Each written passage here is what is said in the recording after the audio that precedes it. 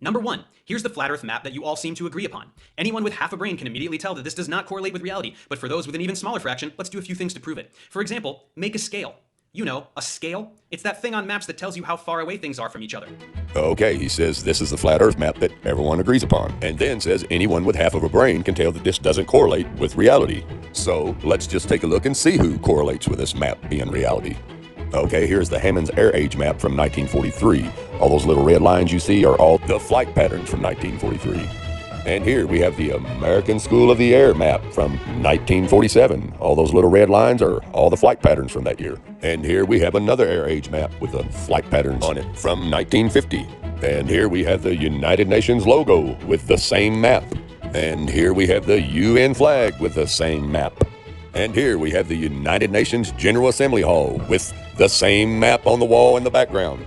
And the Meteorological Organization, International Maritime Organization, even the World Health Organization. They all have this map in their logo. And I could go on, but the point is all these organizations and government agencies seem to correlate with this map as reality.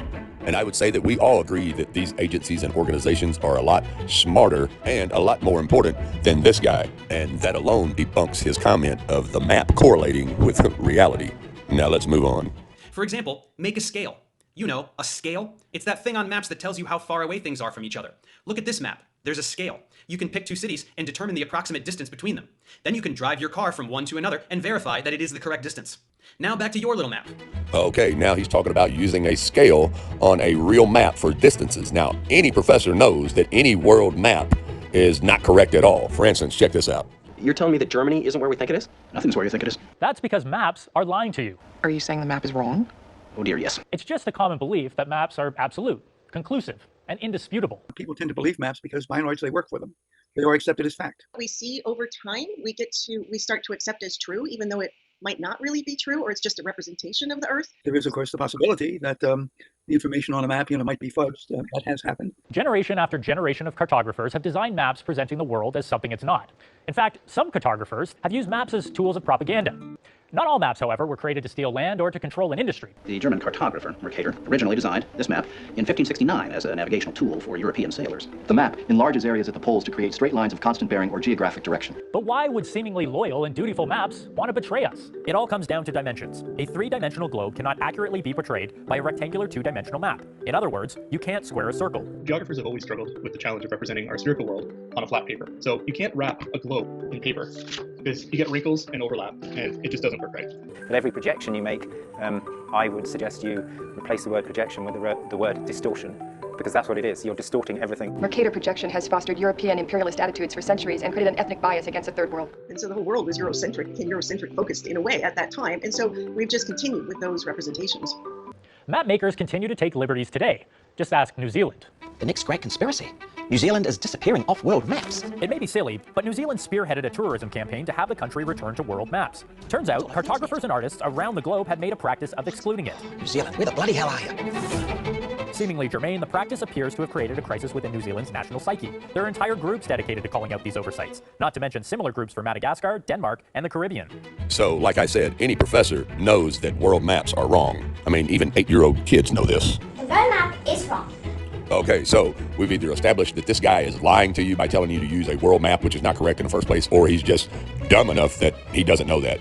Anyways, let's move on. Where's the scale here? Why do you never include one? Is it because it's impossible? Yes, that is exactly why. And if you disagree, here's your challenge. Pick some distance on this map, a centimeter, an inch, whatever. Tell me the distance it corresponds to in reality. Then pick some cities and use your scale to estimate the distances between them. Pick two on the same continent. Pick two on different continents. Use it to tell me how wide this inappropriately enormous ocean is. Use it to tell me literally anything about the distances between literally anything. When you can't do it and your numbers do not correlate with reality in the slightest, recall that this map does it just fine, and then admit that your map is stupid. Okay, once again, we have the little angry teenage girl. Just admit that your map is stupid. Not to mention the fact that he's trying to deceive you by showing you a computer-generated image of a flat Earth map instead of a real flat Earth map. And take a listen to what he said here.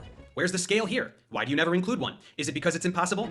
No, dumb Dave, it's not because it's impossible. It's because you are showing a computer-generated image of a flat Earth map instead of a real flat Earth map, which does have a scale on it, as you can see here, with the Gleason's New Standard Map of the World 1892, which says scientifically and practically correct as it is. But if you'll go right down here to the bottom of the map right here, you see what this is right here?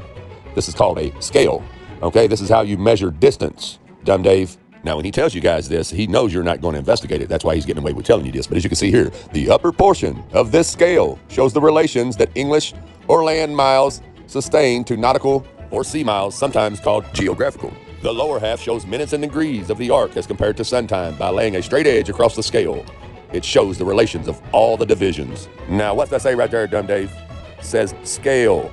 Okay, so quit telling people that flat earth maps do not have a scale. Now, being that you know this map has a scale, you go buy this map and you cut the scales out and pin them in the middle and measure any distance you want to on this flat earth map, and you will debunk your own challenge. And you can learn how to use it like real professors, navigators, and scientists learned to do in 1892 with this map. Anyways, let's let Dumb Dave finish what he's got to say about his challenge number 1. Your complete inability to make any kind of remotely legitimate map single-handedly proves the Earth isn't flat. But let's continue just for fun. Number 2. Okay, let me hear that part one more time.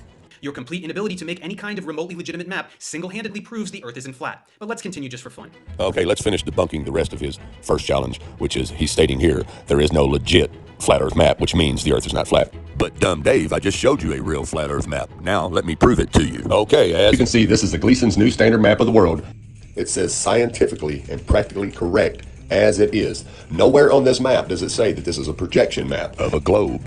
But you know what it does say? It says New Standard Map of the World on the projection of J.S. Christopher, Modern College, Blackheath, England. Now let's go to the University of Milwaukee. Here we are, Gleason's New Standard Map of the World. And there's an image of the map. But let's go down here below that. Now right down here under item description, full title, Gleason's New Standard Map of the World on the projection of J.S. Christopher, Modern College, Blackheath, England, scientifically and practically correct as it is. Short title, Flat Earth, 1892-2013. Now, being that this specific map that I have is from the Boston Public Library, let's go to Boston's Rare Maps and see what they say about Gleason himself and J.S. Christopher, the man who made the map. Okay, Extraordinary Rare 1892 Flat Earth Map by Alexander Gleason. Now, let's stroll down here and see what we got going on. Oh, there's your scale, Dumb Dave. Even Google shows you how to use the scale on the Flat Earth map. Now, this is just a description of the map, which is on the map. We want to know the details behind the map, the story behind the map. So like I was saying, as we stroll past the description of the map, what we want to do is go down here. Let me show you here. It says, things get weird, though, with the description key on the back of the map, which ends with the sentence, the demonstration has reference to either considerations, the Earth a globe or a plane. Take your choice. To make sense of all this, one must refer to Gleason. Is the Bible from Heaven? Is the Earth a globe? Buffalo Electrotype and Engraving Company, 1890, with an enlarged second edition in 1893. There, he marshals scripture, quirky interpretations of physical science, shoddy observation, and dollops of common sense to argue that the Earth is flat, stationary, and the center of the cosmos. Late in the work, he announces and describes his new map, which is the one that I just showed you guys at the beginning of the video. And here, he's just explaining the colors of the map, what all it contains, the continents, the islands, the rivers, and whatnot. But what we want to do is stroll down to here, and it says, in any event, he presumably chose not to mention his flat Earth views in the application in order to avoid the risk of rejection by the patent office.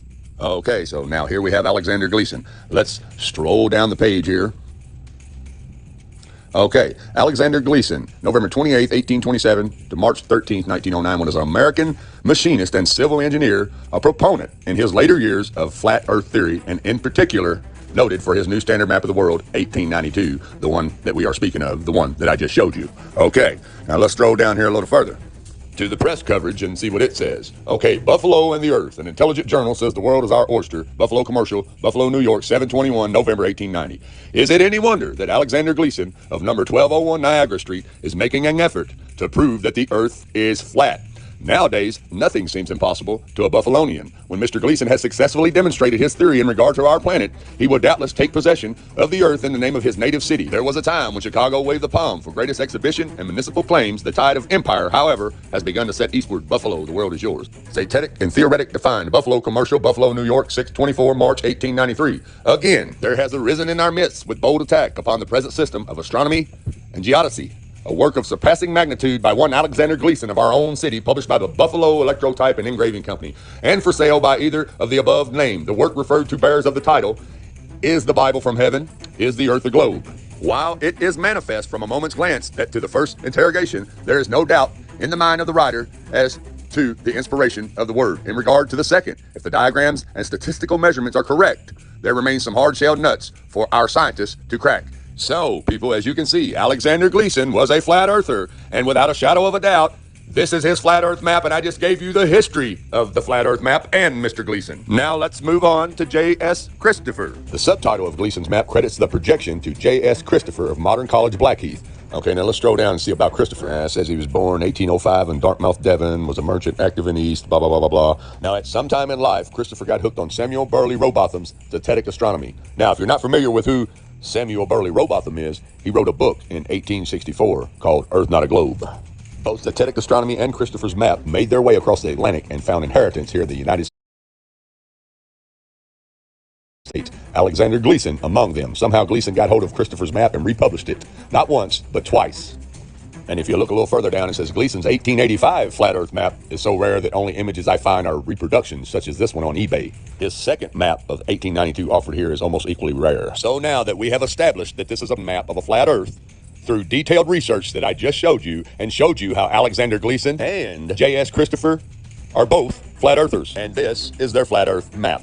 And even the pretty lady here on the news will tell you it's not a projection map of the globe, it's a flat earth map with the North Pole in the center and the ice walls holding everything in. Check it out. The curving horizon, the sloping sea level, the spin of the Earth. Unless you can see these phenomena with your own eyes, they may not be true. Unlike what we've been told in school, the Earth looks like a snow globe, round but not sphere. The North Pole is at the center of most flat Earth maps, with the ice of Antarctica holding everything in. You see, even the news lady knows that this is a flat earth map. Anyways, we have debunked Professor Dumdave's #1 challenge.